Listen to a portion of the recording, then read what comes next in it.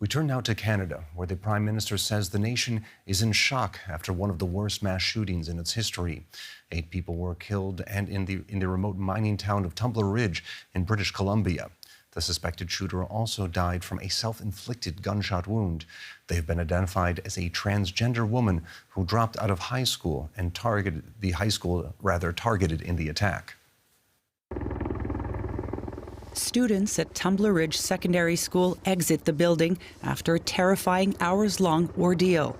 Inside the school, police found 7 bodies, among them the 18-year-old suspected shooter, a former student who was found dead from what police call a self-inflicted injury. Authorities say a 39-year-old teacher and 5 students aged 12 and 13 were also among the victims. 17-year-old Dyer is a student at the school.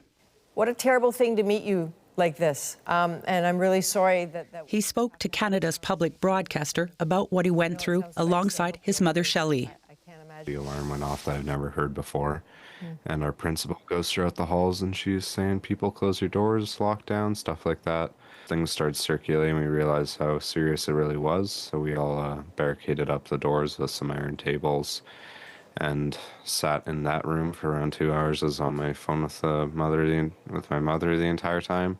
And it's going to be probably the days, the weeks, months ahead where the community is going to come together. We're going to grieve together. And I'm just thankful my son is sitting here beside me. Police say 2 more bodies, a woman and a young boy, were found dead in a residence not far from the school. The female adult victim is the mother of the suspect, and the youth male is the brother of the suspect, or stepbrother. The motive is still under investigation. Police say officers did not find a note. In the capital, Ottawa, MPs in the House of Commons held a moment of silence for the victims. Mr. Speaker, in the days ahead, there'll be important questions to ask, difficult conversations to have. We owe that to the victims and their families. But now, it's time for grieving and remembrance.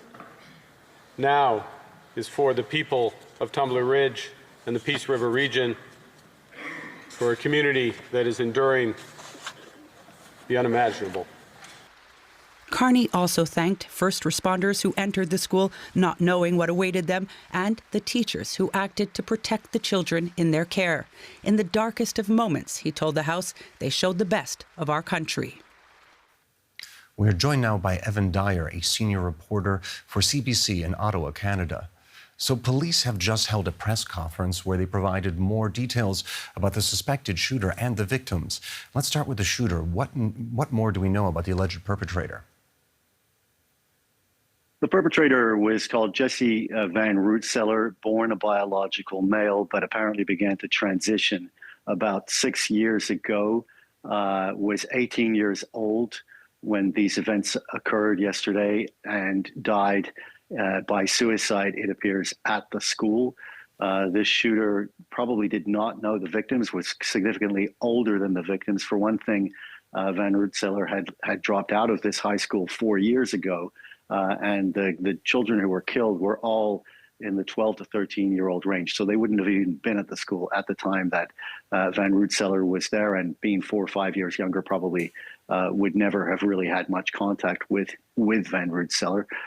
So we don't know anything really about the motive. What we do know is that this attack appears to have begun at the home where Van Rootseller's mother and stepbrother were killed. That was not initially detected, it appears, and then the shooter moved to the school where the killings happened in a couple of places, most of them in the library, it looks like. All right, let's turn our gaze to the victims now. What more do we know about the people shot and killed in this senseless tragedy?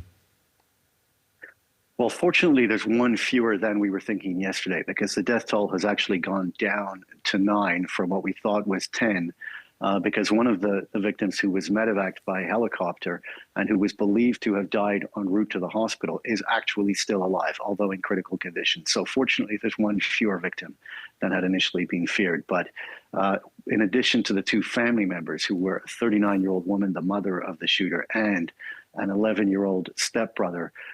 There were 5 children in the school and 1 teacher killed. So the teacher was a woman of 39 years, the same age as the mother. Both female adult victims were 39, and then there were 3 girls, all aged 12, killed, and 2 boys aged 12 and 13.